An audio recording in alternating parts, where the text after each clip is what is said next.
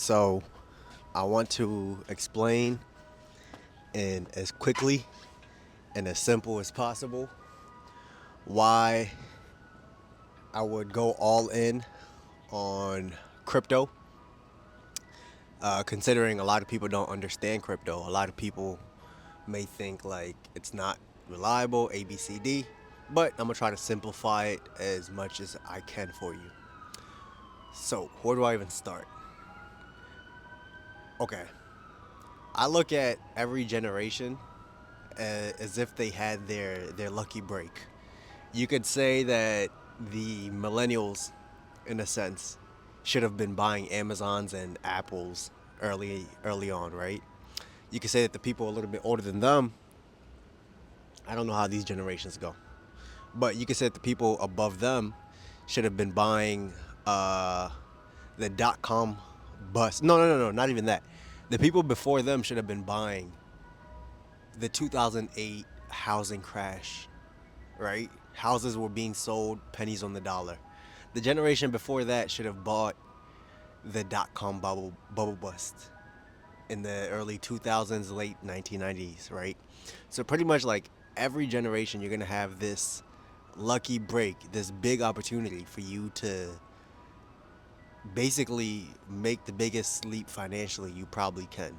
And that's how I've seen the last generations and the leaps that they've been given. So, if I was to look at my current generation, that's what I see Bitcoin is for us, right? Um, to simplify it, I would label it as digital gold. I'm not here to get into why you should invest in Bitcoin or crypto or ABCD. At this point, we're like a good crypto's been here I think since 2008. So, or Bitcoin, 2008 ish, somewhere around there.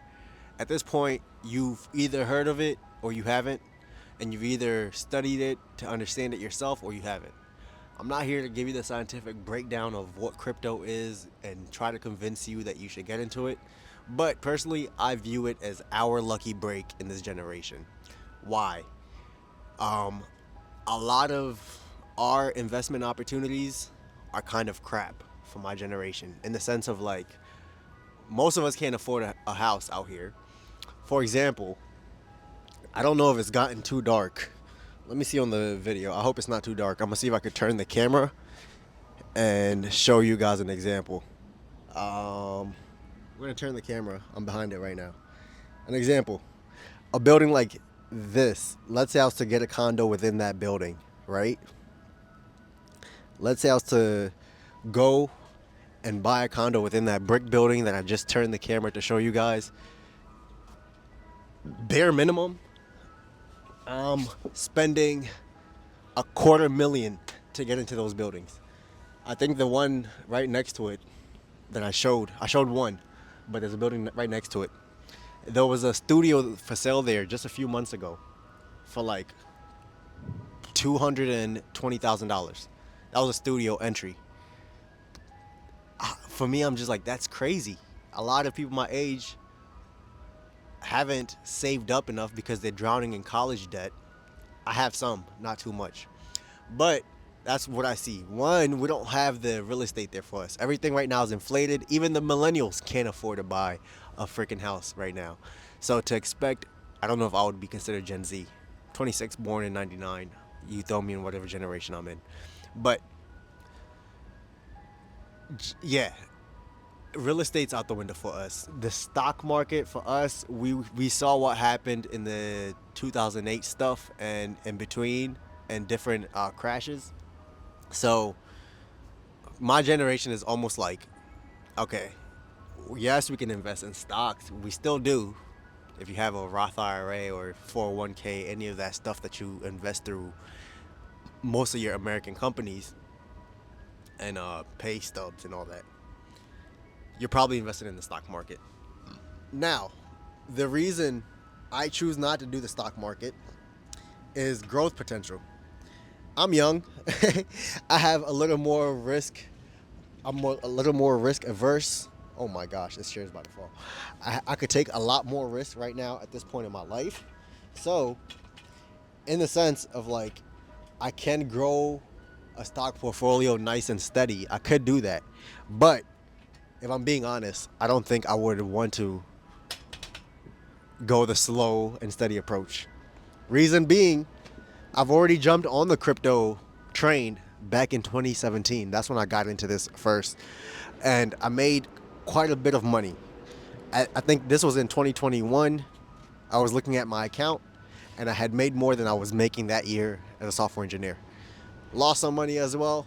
So I'm not going to sit here and try to make you think I'm rich. I am not rich. I am not rich. Like I said, come December, if crypto's still not doing good, we're getting another job because, like I said, I'm betting on crypto. Now, let me backtrack again. I think this is our lucky break. I think that it will outperform, and it already is outperforming stocks. We're kind of locked out of the real estate market, and it's probably like super dark. Let me put the camera. Let me see how dark it is. Okay, you guys can see me. But we're already locked out of the real estate market. Stocks are too slow for me. I can still get into stocks. Actually, that's the first thing I got into. But crypto's a faster vehicle. I've already made money in crypto. So when people try to talk down or talk crap on crypto, I kind of just laugh because I'm just like, okay, I've seen enough on my end to not listen to the noise that comes in from outside. Somebody who's probably never even invested their money, let alone even touched crypto. So it's tried and tested for me. At this point, it's so part of our economy that it's in the stock market. You could right now go buy companies like, I think, is it MicroStrategy or MicroFocus? I can't remember. The owner of it is Michael Saylor. But that's pretty much an ETF, electronically traded fund, I think, of Bitcoin. So pretty much all his company does is buys a crap load of Bitcoin, and then you buy his company on the stock market, and it's backed by Bitcoin. So at this point, you can't listen to the naysayers. It's already part of the stock market. There's big banks already buying into this stuff.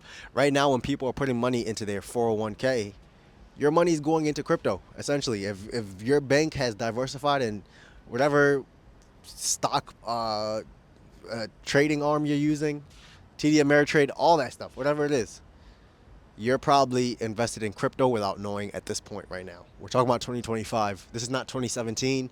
That's when I first got into it. I was a broke college student. I needed a lot of money at the time. We're not going to talk about why. But I needed money at the time. And guess what? I got in crypto. I made that money, fixed my problems. And then a few years later, as I got my sales job and got into tech and stuff, I'm like, yo, I'm dumping dumb bread into this. I'm dumping stupid money. And that's what I've done. So at this point, I'm not rich. I'm sitting on a good amount that it could allow me to make a good pivot in my life. That pivot can be here in the US or it could be back in Kenya. At the end of the day, I don't know how crypto is going to go. Like I said, it is not volatile. At this point, it's more stable than it was when I got into it in 2017. But overall, don't take this as any financial advice. I am not a fiduciary advisor. I have to say that. But do with that information as you will. If you're probably the same age as me, look at your options as to what you could do. You could start a business. I'm not sitting here saying like buying an investment is the only way to go and put your money somewhere.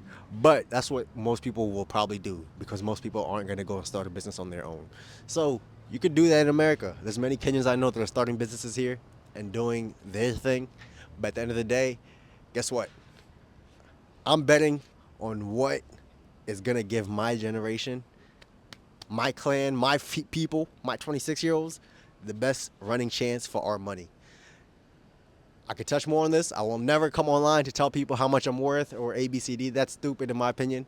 But I can share my journey through crypto. Like I said, I got into this in 2017. I've made quite a bit of money, at one point making more than what my job was paying me. But at the same time, I rode the wave up and I rode the wave down. We need to go right back up. That's the end of this video. I hope y'all take care. Love y'all. And I'll see you on the next video.